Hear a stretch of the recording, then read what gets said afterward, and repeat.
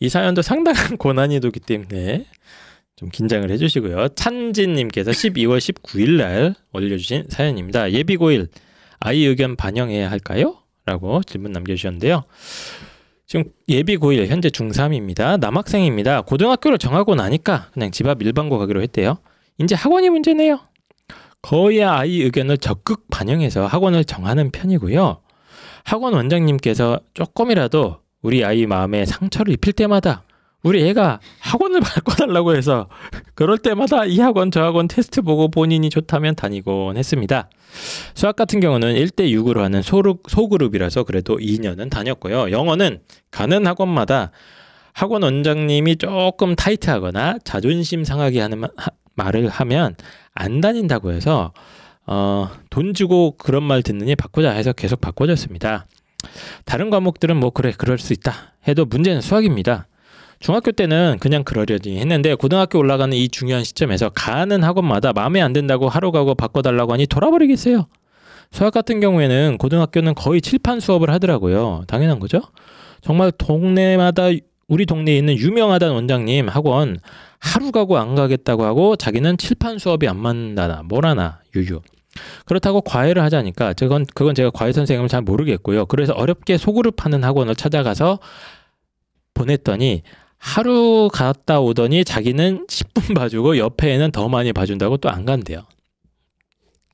지금 2달 동안 이 동네 학원을 몇 군데나 하루 가고 마음에 안 든다고 하니까 미치겠네요. 저도 나름 다 검색하고 물어보고 해서 알아본 학원들인데 하루 가고 안 간다고 하니까 딴 데 알아보라고 또 하루 가고 안 간다고 하고 또 다른 데 또 알아보라고 하고요. 이러다가 정말 제가 돌아버리겠어요. 그냥 무시하고 제가 정해주는 학원으로 다니더라고 밀어붙여야 할까요? 사춘기 예민한 아들 때문에 이러지도 저러지도 못하고 어떻게 해야 할까요? 라고 찬진님께서 남겨주셨습니다. 자, 아주 골치 아픈 상황입니다. 현재 중3이고 저는 사연 읽으면서 여학생인가 했는데 남학생이었어요. 심지어. 예, 남학생인데 매우 예민해서 학원을 밥 먹듯이 바꾸는데 이유가 뭐냐면 원장님이 나한테 상처 주는 말을 했다. 나는 칠판에 쓰는 수업이 안 맞는다. 학교는 어떻게 다니는지 모르겠어요. 옆에 있는 친구를 더 많이 봐준다. 뭐 이런 사소한 이유들, 어떻게 보면 사소한 이유들인데 이 아이한테는 그게 크게 느껴지나 봅니다. 이런 걸로 계속 안 돼 계속 바꾸고 있는 상황입니다. 그래서 자기 기분에 따라서 학원을 계속 바꾸는 아이 어떻게 해야 되나요? 라는 질문을 남겨주셨습니다. 자, 상당히 고난이고 이 사연 속의 아이를 우리가 어떻게 이해를 해야 됩니까? 이거 뭐 이 정도 뭐지? 정보만으로는 예. 뭐 잘 모르겠는데 근데 주변 학원이 싹 다 이상할 일은 없거든요. 자? 그러니까 진짜 상처 주는 말을 하실 수 있는 원장 있겠지. 근데 이렇게 많이 다니는데 다 상처 주는 말 할 일은 없거든요. 알겠어? 뭐지? 그러면 저는 이 아이한테 문제가 있다고 보고요. 그리고 이 아이가 뭐 일단은 첫 번째 드는 의심은 좀 학업적으로 좀 부족한 게 좀 많아서 학원 수업을 따라가지 못하는 게 아닌가, 판서 수업은. 그러니까 성적에 대한 얘기가 좀 없어요. 예, 좀 그러니까 아쉽지만. 좀 얘가 기초가 부족하고 그래서 판서 수업은 당연히 힘들잖아요. 그런 아이들은. 그래서 이거를 이런 식으로 엄마 나는 판서 수업 안 맞는 것 같아라고 표현을 한 게서 이제 개인 그룹을 갔는데 근데 이제 여기 소수 그룹이라고 했는데 그룹 수업이라고 했는데 6명이면 저는 그룹 수업이라고 치질 않거든요. 보통 3명까지가 그룹 수업이라고 저는 보기 때문에 이렇게 돼버리면 얘가 얘기하잖아요. 10분만 봐줬어. 나는 이렇게 좀 나를 좀 더 많이 봐주고 나한테 맞춰주는 선생님한테 가야 될 것 같은데 10분밖에 안 봐줘. 손도 불만이에요. 그러니까 일단은 첫 번째 드는 의심은 얘가 학업적으로 좀 전반적으로 많이 부족한 상태여서 이렇게 지금 돌려 표현하는 게 아닌가 하는 생각이 듭니다. 일단은. 그러니까 제가 지금 댓글 좀 읽어보고 있는데 성적에 대한 표현이 없어요. 성적에 대해서는 어머님은 말씀을 안 해주셨던 것 같은데 펜타키 선생님의 이제 짐작은 아이가 성적에 대한 부담감이나 어떻게 보면 약간의 뭐라고 해야 되죠? 컴플렉스?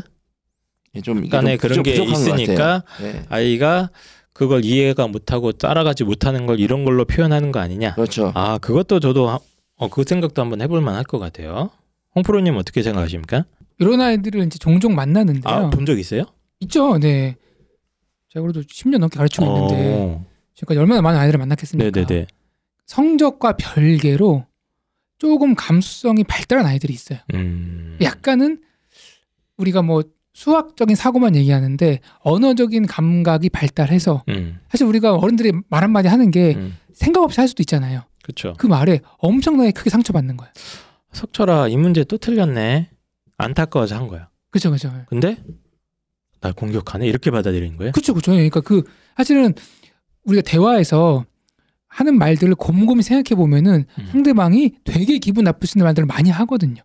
아 그래요? 네, 사실은 그래요. 죄송합니다.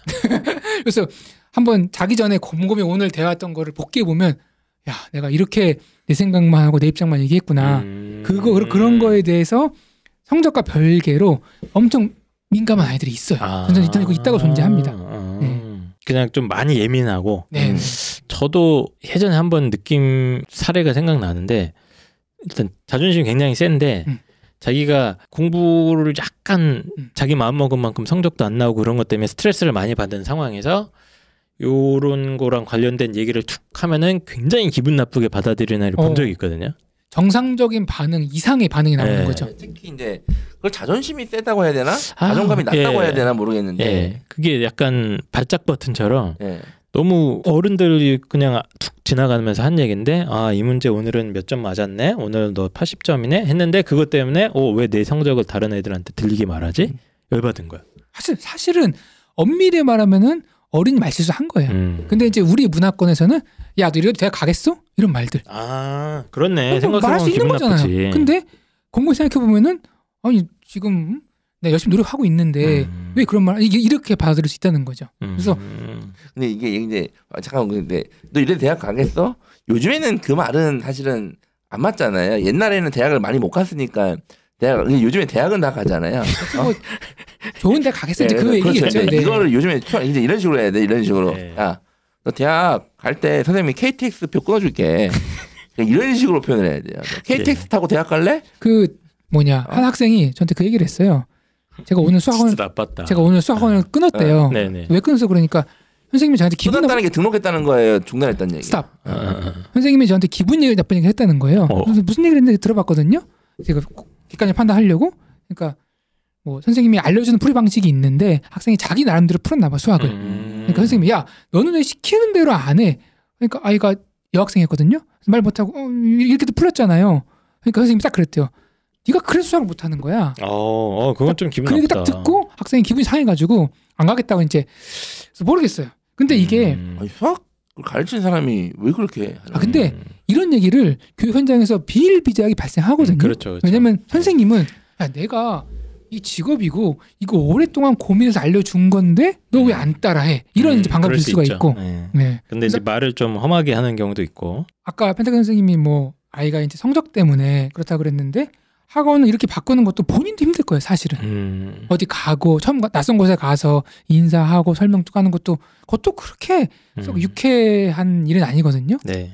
어쨌든 홍프로님 보기에는 이렇게 좀 아주 예민한 아이들이 실제 한다. 뭐 성적이랑 상관없이 실제 하고 존재합니다. 저도 본 건 같아요. 그럼 얘네들 어떻게 합니까? 이제 이거 사실은 너무 힘들 것 같은데요. 사실은 과외를 해주는 게 맞아요. 얘는 과외다. 네.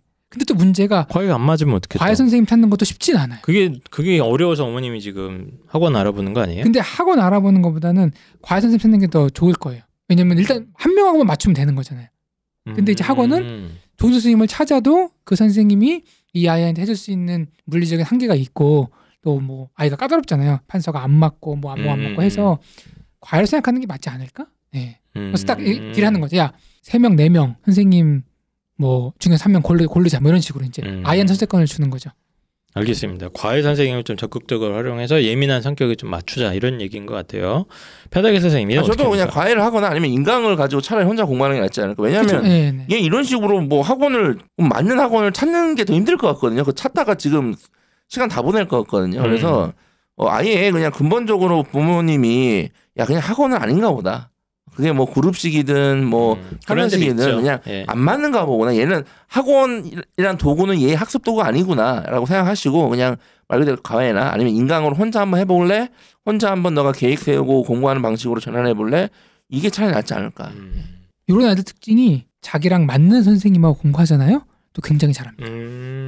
왜냐면 그동안 이렇게 자기의 까다로운 충족 조건을 진짜 힘들게 건 선생님이잖아요. 네네네. 그러니까 말도 잘 듣고 네. 또 열심히 합니다. 180도 그러니까 달라져요. 잘 맞을 수 있는 선생님 좀 찾기는 힘들겠지만 힘든 건 어쨌든 맞아요. 어머님이 네. 좀 고생하셔서 1대1로 잘 이렇게 찾아서 붙여주시면 오히려 성과는 날 수 있을 것이다. 근데 진짜 과외 구하기 힘들긴 하다. 힘들어요. 예. 힘듭니다. 맞아.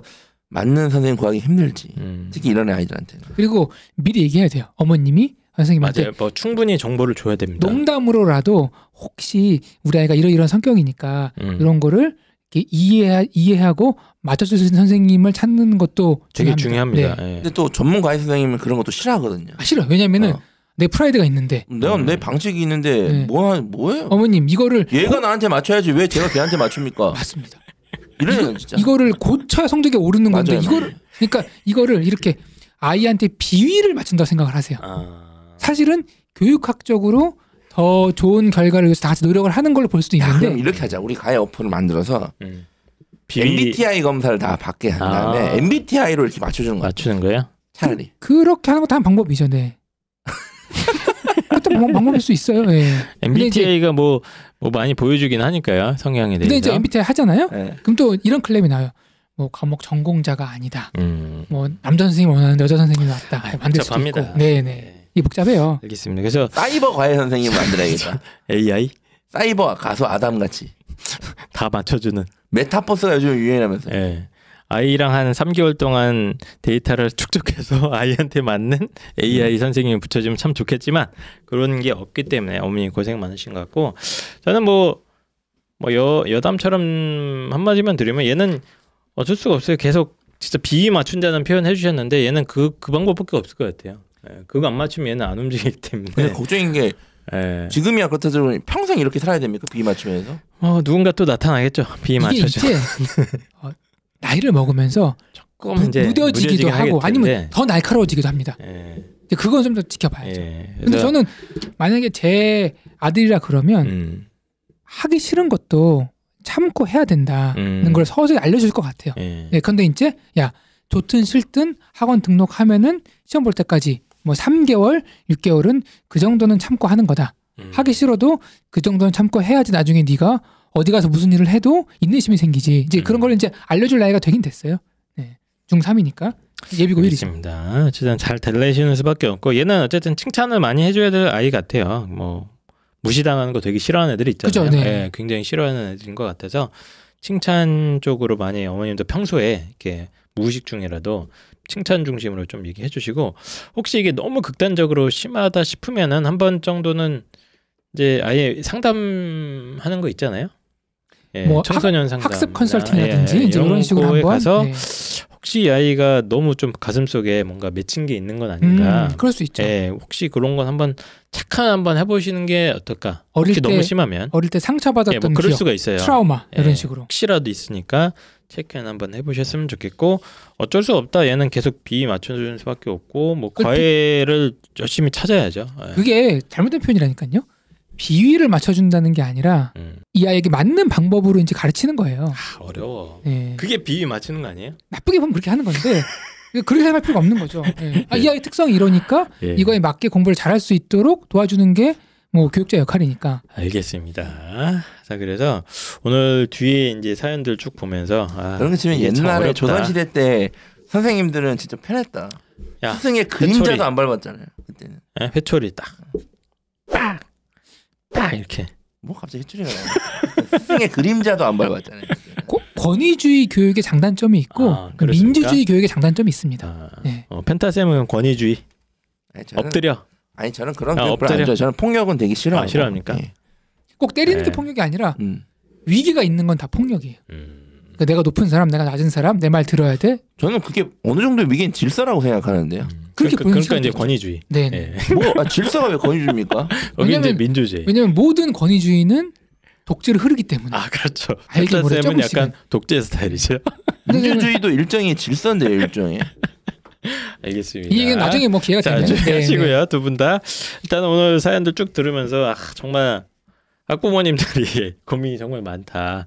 입시뿐만이 아니라 아이들의 어떤 심리적인 문제, 뭐 사춘기나 연애, 뭐 성장과 관련된 여러 가지 문제들 때문에 되게 고민을 많이 근데 남겨주세요. 이게 예. 지금 오늘 사연도 그렇고 갈수록 입시 상담소인데 저희가 아무리 입시 취면한 사람들이 입시 상담소 아닙니다. 월간 상담소. 월간 상담소인데 입시 커뮤니티인데 뭔가 이게 좀 뭐랄까 이 양육과 관련된 어떻게 보면 중요하니까요. 입시를 넘어선 질문들을 많이 해주셔서 저희는 좋습니다. 네. 그만큼 저희가 전문가가 아닌데 주제가 다채로우시고 네.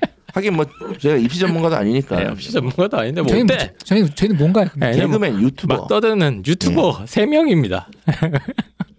그래서 사연 남겨주신 분들 진심으로 항상 감사드리고 또 댓글로 보면 이제 해결책도 서로 공유 많이 해드리고 그런 것 같아서 네, 좀 도움이 되지 않았을까 그런 생각이 듭니다. 오늘 방송 쭉 하면서 저 계속 어제 이 방송 원고 준비하면서 진짜 부모의 어떤 그 역할을 한다는 게 정말 힘든 거구나. 이거 다시 한번 느꼈습니다. 다시 한번 느꼈고 나도 정말 이제 이런 역할을 이제 해야 되는데 난 어떻게 하지? 이런 생각이 걱정이 태산같이 밀려옵니다. 합니다. 예. 이런 방송이 됐던 것 같아요. 두 분도 마무리 좀 해주시죠. 이 방송이 아마 새해 첫 방송이 될지 12월 말에 올해 말에 예. 올라갈지 모르겠으나 어쨌든 또 2021년 한 해 사랑해주신 아껴주신 많은 네. 시청 청취자분들 다시 한번 정말 뜨겁게 감사드리고 혹시 방송을 들으시면서 서운했거나 상처받았던 일이 있다면 다시 한번 사과를 드리고 네. 어쨌든 저희는 이런 방송이기 때문에 내년에도 이럴 거다. 네. 예. 미리 말씀드리도록 하겠습니다. 알겠습니다. 홍프로님. 아까 초반에 들었던 얘기 중에서 좀 인상이 깊은 게 수많은 입시 커뮤니티 중에서 입시왕이 부모님들의 어떤 노력과 참여 덕분에 굉장히 서로 도움을 주는 훈훈한 보기 힘든 네. 상생하는 커뮤니티가 되었는데 저희의 노력은 아니에요. 하다 보니 그렇게 됐어요. 다 청취자들과 시청자들의 덕분이고 이런 게 별로 없잖아요. 다 댓글로 이렇게 공격하기 바쁘고 그쵸. 저는 이런 분위기, 이런 댓글 같은 풍조가 좀 더 오래 지속되었으면 하는 바람입니다. 알겠습니다. 그래서 입시왕이 어떻게 올해 마지막 방송이 되겠죠, 녹음으로는. 예, 그러네. 다음 주에 이제 녹음 시작하니까 올해 한 해 동안 사실 펜타기 선생님은 뭐 유튜브 스트리머로서 또 방송 컨텐츠를 더 많이 준비하시지 않습니까? 그래서 유튜버 스트리머로 전직을 했죠. 고생하는 거 제가 많이 봐서 정말 한 해 동안 너무 고생 많으셨고 홍프로님도 굉장히 바쁜 와중에 또 먹고 살기 힘든 와중에 계속 같이 이렇게 참여해 주셔서 항상 진심으로 또 감사드립니다. 입시왕이 지금 유튜브가 올해 좀 많이 활성화되면서 새로 오시는 분들도 많이 있는 것 같고 저희들도 또 새로 오시는 분들한테 더 좋은 방송 더 좋은 컨텐츠 제공해드리기 위해서 계속 노력하고 있고요. 내년에 또 열심히 해보겠습니다. 저희가 지금 근데 이게 영원할 수는 없잖아요. 그냥 그런 생각을 며칠 전에 했는데 우리가 입시왕 방송을 끝내는 날이 오지 않을 언젠가 오겠죠. 언젠가 올 텐데 그때 뭐라고 말씀을 드려야 되나? 이런 생각도 해봤거든요. 네. 그래서 클로징 멘트를 고민했다고요? 네. 진짜? 그러니까 입시왕을 언제 무한대로 할 수는 없잖아요. 네네네. 언젠간 그만둬야 되는데 그때 우리가 뭐라고 해야 되나? 뭐라고 해야 되지? 그동안 입시왕을 아껴주신 어쨌든 최선을 다해서 저희가 할 수 있는 데까지 방송 만들어 드리려고 노력을 하고 있으니까요. 입시왕 계속 사랑해 주시면 감사드리겠고요. 지금까지 입시왕 아껴주시고 사랑해 주신 모든 분들께 감사드리면서 저희는 또 내년에 찾아뵙도록 하겠습니다. 안녕. 새해 복 많이 받으세요. 해피 뉴 이어. 감사합니다.